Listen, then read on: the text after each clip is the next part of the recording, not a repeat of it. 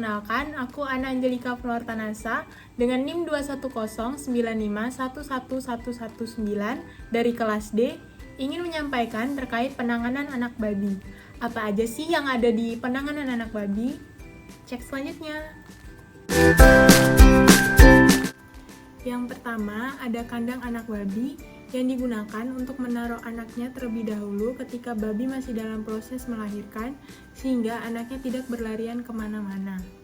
Yang kedua, pemanas pada kandang anak babi, agar anak babi tetap dalam keadaan hangat. Yang ketiga, menyiapkan alat seperti gunting dan betadin untuk memotong tali pusat, kain lap untuk membersihkan anak babi dari lapisan dan cairan yang mengganggu lubang hidung dan mulut. Yang pertama, puting susu akan membesar dan penuh dengan air susu.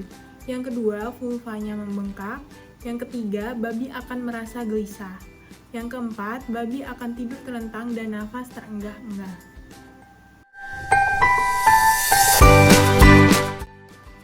Proses melahirkan dibagi atas dua, yaitu yang pertama ada stadium pembukaan, di mana pada stadium ini rahim mulai berkontraksi dan babi akan nampak gelisah, memukulkan ekornya dan sebentar-sebentar kencing. Ketika babi mengalami kontraksi, maka akan mendorong posisi janin mendekati rahim dan diikuti dengan serviks terbuka. Yang kedua, ada stadium pelepasan. Setelah mencapai stadium pembukaan, kemudian janin terdorong keluar atau lahir. Setelah anak babi dilahirkan, lepaskan lapisan tipis yang membungkus tubuhnya dengan sehelai kain kering atau kain lap. Dengan demikian, anak babi menjadi kering dan mencegah dari kedinginan. Lepaskan sesegera mungkin setiap cairan yang mengganggu lubang hidung dan mulut. Apabila anak babi tidak dapat bernafas secara bebas, pegang kedua kaki belakang dan kepala ke bawah dan ayunkan perlahan untuk mempercepat pelepasan cairan dari lubang hidung. Juga dengan mengurut pelan-pelan pada bagian dadanya dan menghisap keluar cairan dari lubang hidung agar dapat merangsang pernafasan. Memotong tali pusar dilakukan dengan cara sederhana, yaitu yang pertama, ikat tali pusat kira-kira 2 cm dari pangkal dengan seutas benang steril untuk meyakinkan tidak ada bahaya karena pendarahan melalui arteri tali pusat. Yang kedua, potong tali pusar dengan gunting atau pisau di bawah ikatan. Yang ketiga, oleskan di tempat pemotongan tali pusat dengan betadin untuk mencegah infeksi atau sakit pada tali pusar.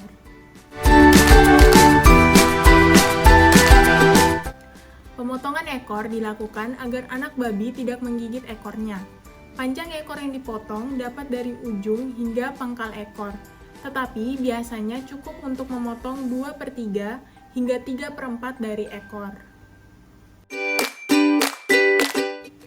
Memotong gigi dilakukan agar tidak menyebabkan luka pada ambing induk dan mengakibatkan induk menolak untuk menyusui anak-anaknya dan tidak melukai anak babi yang lain bila terjadi pertengkaran. Pemotongan gigi dilakukan dengan cara yang pertama, pegang kuat anak babi dengan satu tangan di mana 3 jari menahan rahang dan ibu jari menekan dari belakang leher dengan arah berlawanan. Yang kedua, masukkan jari telunjuk pada satu sisi dari mulut persis di belakang gigi, jarum mendekati ujung lidah. Yang ketiga, dengan alat pemotong gigi atau alat pemotong kuku biasa, potong gigi di atas gusi. Penting untuk menghindari pemotongan gigi sampai dasarnya, jangan membuat sudut yang tajam atau bergerigi yang dapat menyebabkan luka pada gusi dan lidah.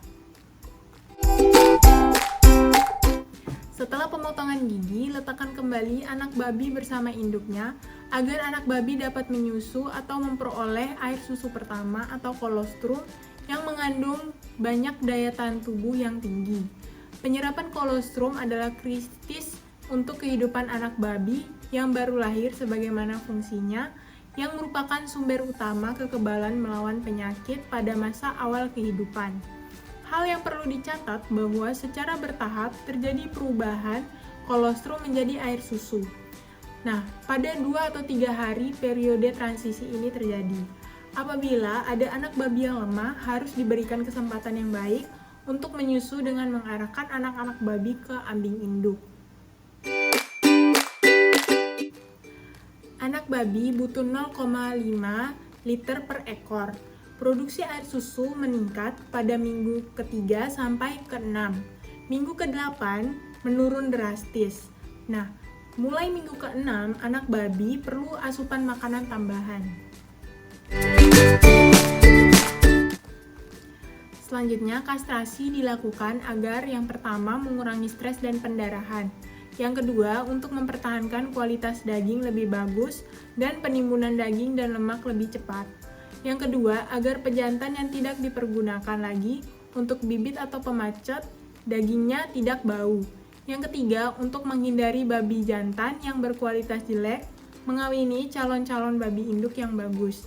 Dan yang terakhir, untuk menjinakkan babi jantan yang mempunyai sifat buas atau kanibalisme.